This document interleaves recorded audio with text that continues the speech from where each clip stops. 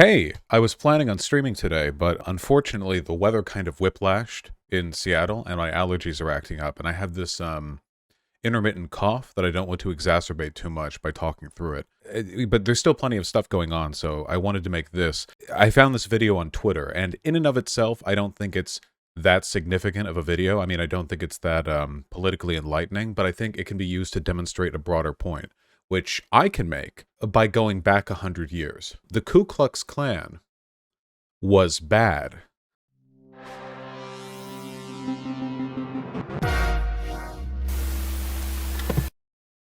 We're learning a lot here today.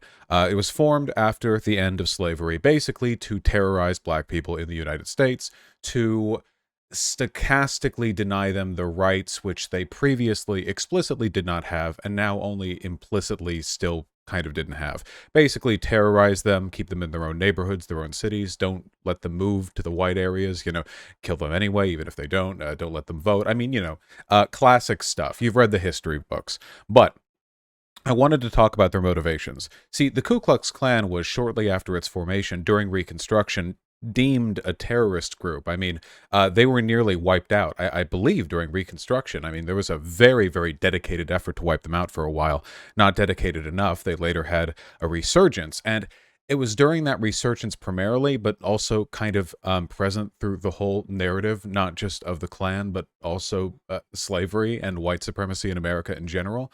The idea that black men posed a threat to white women, like the idea that black men were going to like rape white women or be super violent towards them. And of course, this was completely made up. Black women had a lot to fear from white slave owners raping them. That happened all the time. But the reverse, I mean, yeah, it was essentially just a made up fear, There were stories of lynchings being done where they would like castrate the black man, like they were all basically it was just all the energy of the modern day, like, white racist guy who jerks off to interracial cuckold porn was present back then. It's not new. They just didn't have interracial cuckold porn back then. They have all this rage and anxiety and insecurity pertaining their completely like made up perceived racial sexual inferiority that they took out on black men, and it was like a whole thing. So oftentimes the lynching of black men was framed as a defense of white women. Sometimes black men were accused of raping a white woman.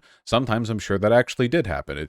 Given enough humans, eventually stuff like that's going to happen. But I imagine that a great many of these cases, considering the fact that they were lynchings and not done through a proper trial, were completely made up. People could just throw accusations around. Sometimes even the perceived threat of a white woman being hurt was sufficient to just kill black guys. I mean, just black people in general, Why am I talking about this?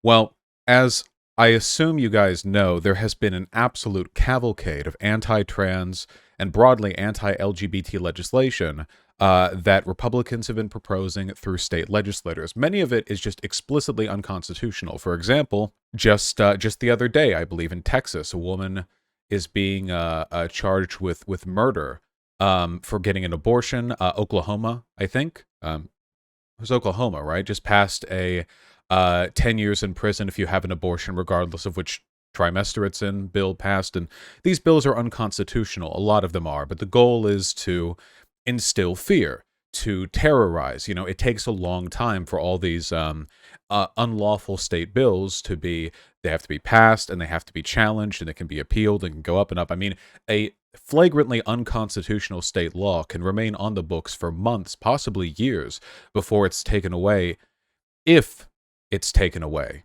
The Supreme Court recently basically just decided to leave its hands up in the air and delay its decision-making on that awful Texas abortion, like bounty hunter bill where, you can sue people for X amount of money if they assist in another person getting an abortion. It's not like explicitly anti-abortion, but yes, it definitely is. And, I'm talking too much here. I'm going to start coughing again. Look, here's the point that I'm trying to get at.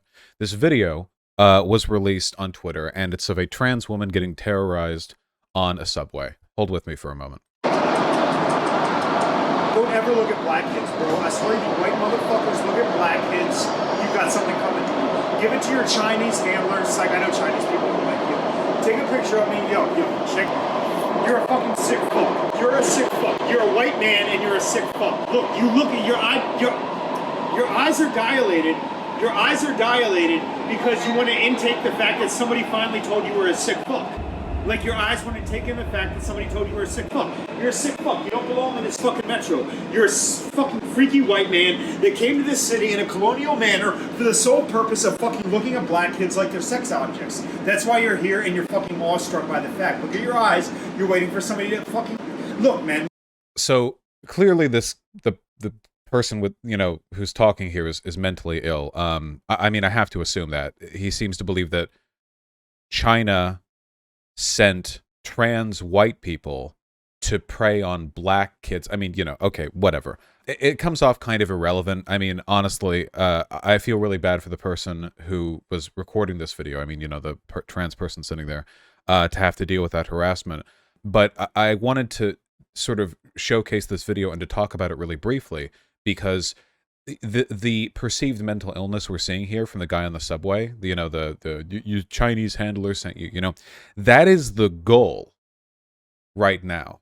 See, Republicans know that they're never going to be able to just pass "you can't be trans" bills. I mean, that would be a little too explicit even in the reddest of red states. Eventually it would get overturned. It's just not going to work. But for the past 150 years, since the end of slavery, rather than use explicit legislation to enforce what they want, they use implicit sort of guided, coded legislation to in ways which are, I guess, a little more legally or morally defensible to enforce the positions they actually believe in, like the way poll taxes were used to keep black people from voting, or literacy tests were used to keep black people from voting. And in order to maintain the, I guess, the appropriate condition of second-class citizenship, it's not enough to merely gesture at it through adjacent laws. You need to maintain that terror. And it's really difficult legally to get that terror continually enforced exclusively through legislation. So instead, you need to keep the people riled up. You need to keep the reactionaries angry and fearful and just, frankly, psychotic. So they do the second-class citizenship policing for you. And what we're seeing in this video right here, first of all, it's not like this is new to trans people getting harassed publicly. That's not exactly some new novel thing, but that is going to be the rule moving forward in a great many parts of the country, and even progressive areas, by the way, have people who are going to be acting as the wing of this reactionary sentiment. And that is going to be the law without law. You know, if your real position, as is the case for Republicans, you know, is that trans people are subhuman, how do you legislate against that? Well, it's kind of difficult just at the snap of a finger to simply create a second-class citizen in a fully coded legal sense, but you can make them feel like it. I brought up the Ku Klux Klan before because the fervor and the hatred which was stirred up against mostly black men after slavery ended, is, in my mind, really, really similar to what's being done now against trans people with this grooming fear. Now, has any evidence been provided that this wide-scale grooming of, like, young kids is taking place at the hands of trans ideology? No, and it never will. It will never happen, obviously. Of course not, you know. I did a hippy-dippy panel like 2 nights ago. We were talking about the Don't Say Gay bill, which, again, it doesn't say you can't be gay, you can't be trans, but it's designed to essentially make it as easy as possible for reactionaries and Christian fundamentalists and what have you to silence schools, to create a chilling effect on free speech, to keep them from speaking on these issues, to even allow children to know that being gay or being trans are things that exist in the world, which, as far as I'm concerned, we have a moral obligation to, you know, ensure that children at least know they exist. I mean, if you think this is like the, how will I explain to my kids, like when they see 2 guys kissing in the park, to which the answer is, of course, I don't care. You can say whatever you want. It's not the guy's problem. It's just, that's just life. You get over it. There's no way around the reactionary logic here without presupposing and then never justifying the idea that being trans or being gay or whatever is inherently morally degenerate, and therefore that children simply shouldn't be exposed to it. Now, inherent degeneracy, while it is in the mind of pretty much every reactionary when it comes to these issues, it's really difficult to justify in a legal sense, so they use adjacent issues, they're grooming kids, blah de blah. They never run it back to the presupposing logic. And now you're going to have all these crazy reactionaries running around talking to trans people in public, treating trans people, thinking of trans people the same way I imagine a lot of post-Reconstruction, Southern whites thought of black people. In their head, the presumed threat of sexual predation, either against white women or children, in both cases, unproved, completely just made up, just a fantasy. 2 months ago, this whole grooming thing, nobody was talking about it. It wasn't real. And then suddenly, now it's the biggest issue in the nation. Just instantly. Remember critical race theory? I remember critical race theory. I had to do a bunch of reading on it. Do Republicans? No, of course not. I'm never going to talk about critical race theory again. They were calling Justice Jackson, future Justice Jackson, who got approved, a critical race theorist from like official Republican accounts because she's black. She has nothing to do with critical race theory.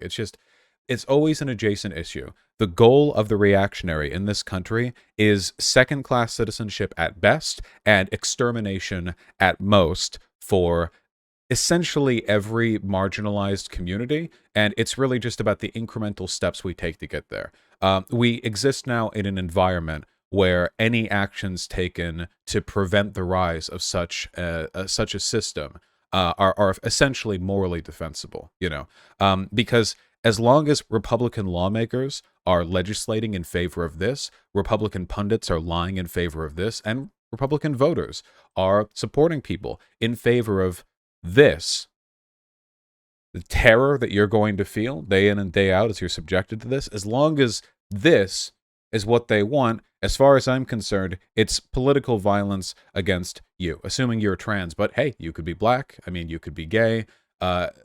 They will come for everyone eventually. It's the case with fascists. There's no like line they draw where they're like, oh, okay, well, we really only formed our entire political ideology around fear-mongering this one particular group and problem. But now that that group and problem are taken care of, we will no longer do that, and we're going to completely switch gears, and we're going to focus on affirmative policies now. No, of course not.